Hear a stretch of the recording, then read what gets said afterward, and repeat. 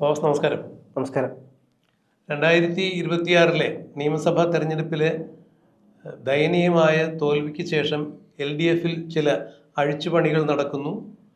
അതിൻ്റെ ഭാഗമായി ഇടതുപക്ഷ ജനാധിപത്യ മുന്നണിയുടെ കൺവീനറായി ഇടതുപക്ഷത്തിൻ്റെ ത്വാത്വിക മുഖം എന്നൊക്കെ വിശേഷിപ്പിക്കാവുന്ന, അല്ലെങ്കിൽ യുവ നേതാക്കളിൽ ത്വാത്വിക മുഖം എന്ന് വിശേഷിപ്പിക്കാവുന്ന, ബുദ്ധിജീവി പരിവേഷമുള്ള ബൗദ്ധിക മുഖം എന്ന് പറയുന്ന പി രാജീവിനെ, മുൻ നിയമമന്ത്രിയായ വ്യവസായ വകുപ്പ് മന്ത്രിയായ പി രാജീവിനെ നിയോഗിച്ചിരിക്കുന്നു എന്നുള്ള വാർത്തയാണ് പുറത്തു വരുന്നത്.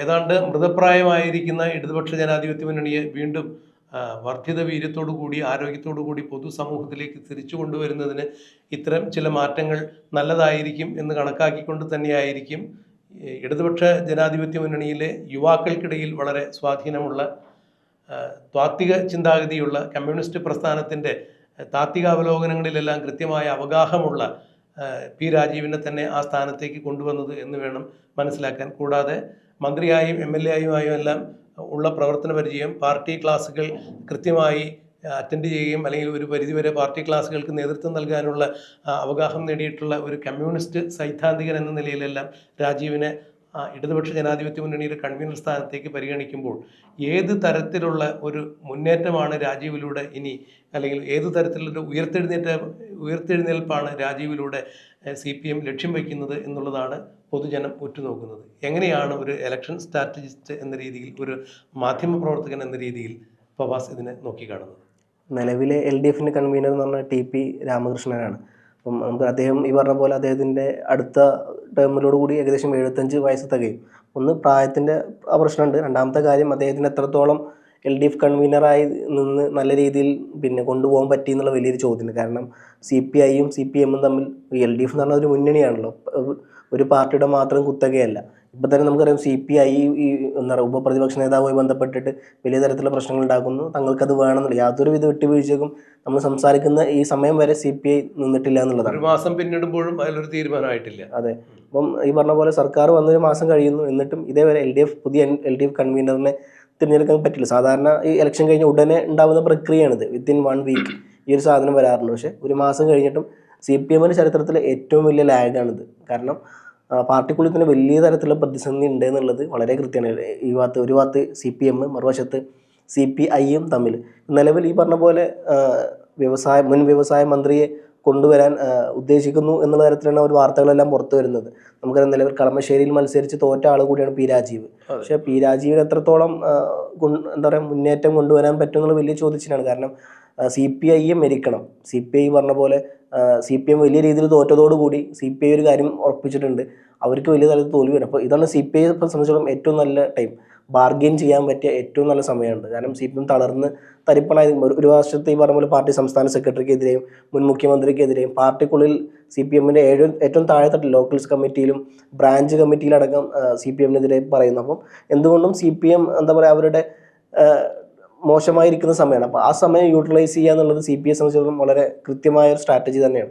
അതുകൊണ്ടാണ് ഇപ്പം ഈ പറഞ്ഞ പോലെ അവരെ മരിക്കുന്നതിനെ ഭാഗമായിട്ട് കൂടി ഈ പറഞ്ഞ പോലെ പി രാജീവിനെ കൊണ്ടുവരുന്നത്. കാരണം പി രാജീവ് നമുക്ക് കുറച്ചും കൂടി കുറച്ച് കാമാണ്, വല്ലാണ്ട് പൊട്ടിക്കേറുന്ന അല്ലെങ്കിൽ അത്തരത്തിലുള്ള നേതാവല്ല. അപ്പോൾ CPIയെ കൂടെ എടുക്കാൻ പറ്റും എന്നുള്ള വിശ്വാസത ഉണ്ട് അവർക്ക്. അതിൻ്റെ ഭാഗമായിട്ടാണ് ഈ പറഞ്ഞ പോലെ പി രാജീവിനെ കൊണ്ടുവരുന്നത്. പക്ഷെ അതിനും ഈ പറഞ്ഞ പോലെ സംസ്ഥാന സെക്രട്ടേറിയറ്റിൽ ഇവർക്ക് ഭൂരിപക്ഷം കിട്ടണം.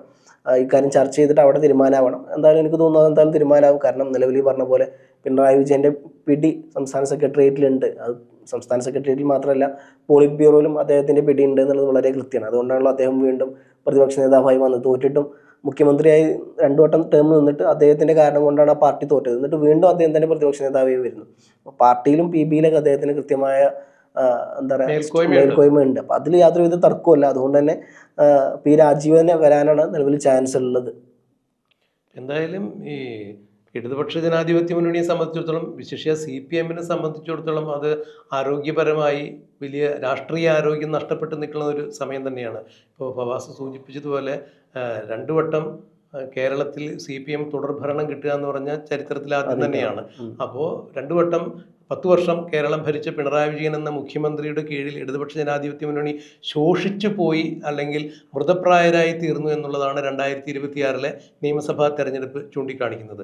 ഭരണപരമായി പിണറായി വിജയൻ എന്ന മുഖ്യമന്ത്രി എന്ത് തന്നെ നേടിയാലും അല്ലെങ്കിൽ ഭരണപരമായി ഇടതുപക്ഷത്തിൻ്റെ മന്ത്രിസഭ എത്ര നേട്ടങ്ങൾ ഉണ്ടാക്കി എന്ന് അവകാശപ്പെട്ടാലും അവരുടെ പാർട്ടിയെ സംബന്ധിച്ചിടത്തോളം ഈ 10 വർഷത്തെ ഭരണം കഴിയുമ്പോൾ പാർട്ടി ദയനീയമായി തോറ്റു എന്ന് പറയുമ്പോൾ അതിൻ്റെ കാരണം അവർ ചൂണ്ടിക്കാണിക്കുന്നത് നേരത്തെ ഫവാസ് ചൂണ്ടിക്കാണിച്ച പോലെ ബ്രാഞ്ച് കമ്മിറ്റി മുതൽ സംസ്ഥാന തലം വരെ പിണറായി വിജയനെയും മുഖ്യമന്ത്രിയായിരുന്ന പിണറായി വിജയൻ്റെ നയവൈകല്യങ്ങളെയും ഒരു വ്യക്തി എന്ന രീതിയിൽ കമ്മ്യൂണിസ്റ്റ് സിദ്ധാന്തത്തിന് നിരക്കാത്ത രീതിയിലുള്ള ജീവിതശൈലിയും പൊതുജനങ്ങളോട് ഒരു പൊതുപ്രവർത്തകൻ എന്ന രീതിയിൽ എങ്ങനെ പെരുമാറാൻ പാടില്ല എന്നുള്ളതിൻ്റെ ഉത്തമ ഉദാഹരണവും ഭാഷാശൈലിയിലുമെല്ലാം പിണറായി വിജയൻ വളരെ അധികം താഴെ പോയി ജനങ്ങളിൽ നിന്ന് അകന്നുപോയി. അത് പരാജയത്തിൻ്റെ ഒരു കാരണമായി എല്ലാ കമ്മിറ്റിയിലും പരാജയ അവലോകനത്തിൽ ചൂണ്ടിക്കാണിക്കുകയുണ്ടായി. കൂടാതെ സംസ്ഥാന സെക്രട്ടറി CPMൻ്റെ സംസ്ഥാന സെക്രട്ടറിയായ MV ഗോവിന്ദൻ എവിടെയൊക്കെ വായ തുറന്ന് സംസാരിച്ചിട്ടുണ്ടോ അവിടെയൊക്കെ CPMന് ചുരുങ്ങിയത് 100 വോട്ടെങ്കിലും നഷ്ടമായിട്ടുണ്ട് എന്ന തരത്തിൽ MV ഗോവിന്ദനെയും കോർണർ ചെയ്തുകൊണ്ടാണ് എല്ലാ തരത്തിലുള്ള ജില്ലാ കമ്മിറ്റിയും അതുപോലെ ബ്രാഞ്ച് കമ്മിറ്റിയും ഏരിയ കമ്മിറ്റിയും സംസ്ഥാന തലത്തിലുമെല്ലാം ഇവർക്കെതിരെ തന്നെയാണ് ചർച്ച ഉരുത്തിരിഞ്ഞു വന്നത്. അപ്പോൾ 10 വർഷത്തിൻ്റെ ഭരണത്തിൻ്റെ നേട്ടം എന്ന് നോക്കുമ്പോൾ ഇടതുപക്ഷ ജനാധിപത്യ മുന്നണിയെ മൃതപ്രായരാക്കി കിടത്തി രോഗശയ്യയിൽ കിടത്തി എന്നുള്ളതാണ്. അവിടെ നിന്നും ഇനി കരകയറ്റി രാഷ്ട്രീയപരമായ CPMൻ്റെ ആ ആതുരാവസ്ഥ രോഗാവസ്ഥ ചികിത്സിച്ച് ഭേദമാക്കേണ്ടതിൻ്റെ ഉത്തരവാദിത്തം LDF കൺവീനർ എന്ന രീതിയിൽ ഇനി നമ്മുടെ P. രാജീവിലേക്ക് വന്ന് ചേരുമ്പോൾ ഇപ്പോൾ ഇടതുപക്ഷ ജനാധിപത്യ മുന്നണിയിലെ ഏറ്റവും വലിയ ഘടകകക്ഷിയായ CPI ഇടഞ്ഞു നിൽക്കുന്ന ഒരു സാഹചര്യം. ഈ സാഹചര്യത്തിൽ അവർ നേരത്തെ ഫവാസ് സൂചിപ്പിച്ച പോലെ പ്രതിപക്ഷ ഉപനേതൃസ്ഥാനം അല്ലെങ്കിൽ പ്രതിപക്ഷ ഉപനേതൃസ്ഥാനം ആവശ്യപ്പെടുമ്പോൾ ഈ സ്ഥാനത്തിൽ മന്ത്രിസഭ രൂപീകരിച്ച് 1 മാസം പിന്നിടുമ്പോഴും പ്രതിപക്ഷ നേതാവായി പിണറായി വിജയനെ നിശ്ചയിച്ച് 1 മാസം പിന്നിടുമ്പോഴും ഈ ഉപനേതൃസ്ഥാനം CPIക്ക് വേണം എന്നുള്ള ആവശ്യത്തിൽ ഇപ്പോഴും CPM മുഖം തിരിഞ്ഞു നിൽക്കുന്നു. ഇത് LDFൽ വലിയ വെല്ലുവിളി തന്നെ ഉണ്ടാക്കിയിട്ടുണ്ട്. ഇതിന് ഒരു സമവായം കണ്ടെത്താൻ പറ്റുമെന്ന് നിലവിലെ LDF കൺവീനറായ TP രാമകൃഷ്ണനും സംസ്ഥാന സെക്രട്ടറി MV ഗോവിന്ദനുമെല്ലാം ഒരേ സ്വരത്തിൽ മാധ്യമങ്ങളെ കണ്ടപ്പോൾ പറഞ്ഞപ്പോഴും ഇപ്പോഴും എങ്ങനെയാണ് സമവായത്തിലേക്ക് എത്തിച്ചേരുക എന്നുള്ളത് അവർക്ക് ഒരു പിടിപാടില്ല എന്നുള്ളതാണ് നമ്മളെപ്പോലുള്ള സാധാരണക്കാർക്ക് മനസ്സിലാവുന്നത്. കാരണം CPI അവരുടെ നിലപാടിൽ ഉറച്ചു നിൽക്കുന്നു, CPM വിട്ടുവീഴ്ചയ്ക്ക് തയ്യാറല്ല.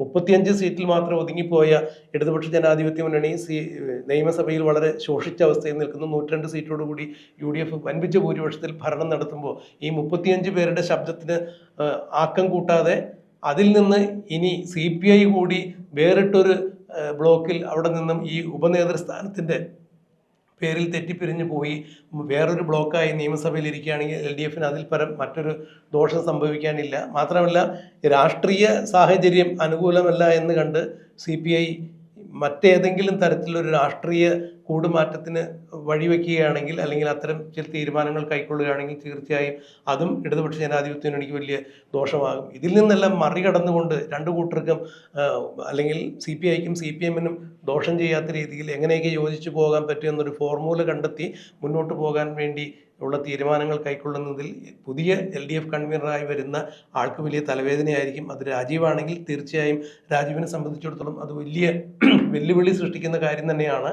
എന്തായാലും ഈ കാര്യത്തിൽ ഏത് തരത്തിലുള്ള ഒരു ശുഭോദാർഹമായൊരു തീരുമാനമായിരിക്കും രാജീവാണെങ്കിൽ കൈക്കൊള്ളാൻ പോകുന്നത്. ഇതിലെന്താണെന്ന് വെച്ച് കഴിഞ്ഞാൽ ഈ ബിനോയ് വിശ്വം പോലത്തെ പല നേതാക്കന്മാരോടും ഏറ്റവും നല്ല അടുത്ത ബന്ധം പുലർത്തുന്ന നേതാവാണ് P. രാജീവ്. നമ്മൾ നേരത്തെ പറഞ്ഞല്ലോ, നല്ല രീതിയിൽ പെരുമാറുന്ന ഒരു തരത്തിലും മറ്റ് എന്താ പറയുക സംഘടനകളെ കുറ്റം പറയുന്ന യാതൊരു വിധത്തിലോട്ടും പോയിട്ടില്ല അദ്ദേഹം. അതുകൊണ്ട് തന്നെ CPIയുടെ പല നേതാക്കന്മാർക്കും രാജീവിനോട് ഭയങ്കര സാമ്യം അല്ലെങ്കിൽ അവരുമായിട്ട് ഭയങ്കര രീതിയിൽ നല്ല കൊളാബറേഷനിൽ പോകുന്നതാണ്. അതുകൊണ്ടായിരിക്കും ഒരു പക്ഷേ LDF കൺവീനറായിട്ട് ഈ പറഞ്ഞ പോലെ P. രാജീവിനെ കൊണ്ടുവന്നിട്ട് പ്രതിപക്ഷ ഉപനേതൃസ്ഥാനത്ത് നിന്ന് CPI എങ്ങനെയെങ്കിലും പിൻവലിക്കുക എന്നുള്ള സാധനം കൂടി ഇവർ മുമ്പോട്ട് വെക്കുന്നുണ്ടാവും. കാരണം P. രാജീവുമായിട്ട് നമ്മൾ നേരത്തെ പറഞ്ഞു, P. രാജീവുമായിട്ട് ഏറ്റവും നല്ല രീതിയിൽ ബന്ധം പുലർത്തുന്ന CPI നേതാക്കന്മാരുണ്ട്. പക്ഷേ അതേ കാര്യം തന്നെ TP രാമകൃഷ്ണൻ്റെ കാര്യത്തിലോട്ടോ അല്ലെങ്കിൽ പിണറായി വിജയൻ്റെ കാര്യത്തിലോട്ടോ വരുമ്പോൾ അത് നടക്കുന്നില്ല. കാരണം പിണറായി വിജയനും പിന്നെ ഈ പറഞ്ഞ ബിനോയ് വിശ്വനും പലതരത്തിലും കൊമ്പ് കോർക്കുന്നു. ഇപ്പം PMCയുടെ കാര്യത്തിൽ നമ്മൾ കണ്ടതാണ് അതൊക്കെ. ഇത്തരത്തിൽ പിണറായി വിജയനും നേരിട്ട് മുഖത്ത് നോക്കി തന്നെ PMCയുടെ കാര്യം ബിനോയ് വിശ്വം പറഞ്ഞതാണല്ലോ. അപ്പോൾ ഇത്തരത്തിൽ പാർട്ടിക്കുള്ളിൽ തന്നെ CPMൻ്റെ ഉള്ളിൽ തന്നെ അല്ല LDFിൻ്റെ ഉള്ളിൽ തന്നെ രണ്ടുപേരും ഇങ്ങനെ വിട്ടു നിൽക്കുന്ന ഒരു സംഭവം നടക്കുന്നത്. അതുകൊണ്ടാണ് രണ്ട് ധ്രുവത്തിൽ നിൽക്കുന്നു. അപ്പം ഈ പറഞ്ഞ പോലെ പി രാജീവ് വന്നു കഴിഞ്ഞാൽ ഈ പറഞ്ഞ പിണറായി വിജയനും ഏറ്റവും കൂടുതൽ വിശ്വസ്തനുള്ള നേതാവാണ് പി രാജീവ്. അതേപോലെ തന്നെ ബിനോയ് വിശ്വത്തിന്റെ കാര്യം എടുത്താലും അദ്ദേഹമായിട്ട് നല്ല ബന്ധം പുലർത്തുന്ന നേതാവാണ്. അല്ല, എനിക്ക് തോന്നുന്നു ഇപ്പോൾ കോടിയേരി ബാലകൃഷ്ണന് ശേഷം ഇപ്പോൾ CPM-നെ സമവായത്തിൽ അല്ലെങ്കിൽ LDF-നെ സമവായത്തിൽ കൊണ്ടുപോകാൻ പറ്റിയ ഒരാൾ തന്നെയാണ് പി രാജു. കാരണം ഈ ഇടതുപക്ഷത്തിന്റെ സൗമ്യമുഖം എന്നൊക്കെ വിശേഷിപ്പിക്കാവുന്ന പൊട്ടിത്തെറിച്ചുകൊണ്ട് സംസാരിക്കാത്ത രാഷ്ട്രീയമായ നിലപാടുകൾ പക്വതയോടുകൂടി കൈക്കൊള്ളുന്ന ആളെന്ന രീതിയിൽ പി രാജീവ് എല്ലാവർക്കും സ്വീകാര്യം തന്നെയാണ്. ഒരുപക്ഷെ അത്തരത്തിലൊരു കാര്യം തന്നെയാണോ രാജീവിനെ ഇപ്പോൾ LDF കൺവീനർ സ്ഥാനത്തേക്ക് കൊണ്ടുവരുന്നത്. ഈ പ്രതിപക്ഷ ഉപനേതൃസ്ഥാനം ഉൾപ്പെടെയുള്ള കാര്യത്തിൽ CPI-യുമായുള്ള തർക്കം പരിഹരിക്കുന്നതിന് രാജീവിൻ്റെ ഈ LDF കൺവീനർ സ്ഥാനത്തേക്കുള്ള ഒരു സ്ഥാനാരോഹണം അത് വലിയ ഗുണം ചെയ്യും എന്ന് കണ്ടതുകൊണ്ട് അത്തരം ഒരു അജണ്ട കൂടി ചിലപ്പോൾ അതിൻ്റെ പുറകിലുണ്ടോ എന്നുള്ളത് നമുക്കറിയില്ല. എന്തായാലും രാജീവ് പൊതുസമ്മതനാണ് ഇടതുപക്ഷത്തെ സംബന്ധിച്ചിടത്തോളം. അങ്ങനെയെങ്കിൽ CPI അവരുടെ ആവശ്യത്തിൽ നിന്ന് പിന്നോട്ട് പോകുമോ എന്നുള്ളതെല്ലാം ഇതിൽ കണ്ടറിയേണ്ടത് തന്നെയാണ്. കാരണം CPI-യെ സംബന്ധിച്ചിടത്തോളം CPM-നോട് വിലപേശാനോ അല്ലെങ്കിൽ അവരുടെ കാര്യങ്ങൾ തുറന്നു പറയാനോ പറ്റിയ ഒരു രാഷ്ട്രീയ സാഹചര്യം ഇത് തന്നെയാണ്. കാരണം CPM അത്രത്തോളം ശോഷിച്ചിരിക്കുന്നു. രാഷ്ട്രീയപരമായി വളരെ ആരോഗ്യം മോശമായ നിലയിൽ നിൽക്കുമ്പോൾ തീർച്ചയായും CPI-ക്ക് അവർ ചെറുത്ത് നിൽക്കാൻ പറ്റും എന്ന അവസ്ഥയിലേക്ക് വന്നപ്പോൾ കാറ്റുള്ളപ്പോൾ തൂറ്റണം എന്നുള്ള അല്ലെങ്കിൽ കാറ്റുള്ളപ്പോൾ പാറ്റണം എന്ന രീതിയിൽ തന്നെയാണ് ഇപ്പോൾ അവർ CPI ഇങ്ങനെ ഒരു നിലപാടെടുത്തിരിക്കുന്നത് എന്ന് വേണം മനസ്സിലാക്കാൻ. അതിനെ മറികടക്കാൻ രാജീവിന് സാധിക്കുമോ എന്നുള്ളതാണ് കണ്ടറിയേണ്ടത്.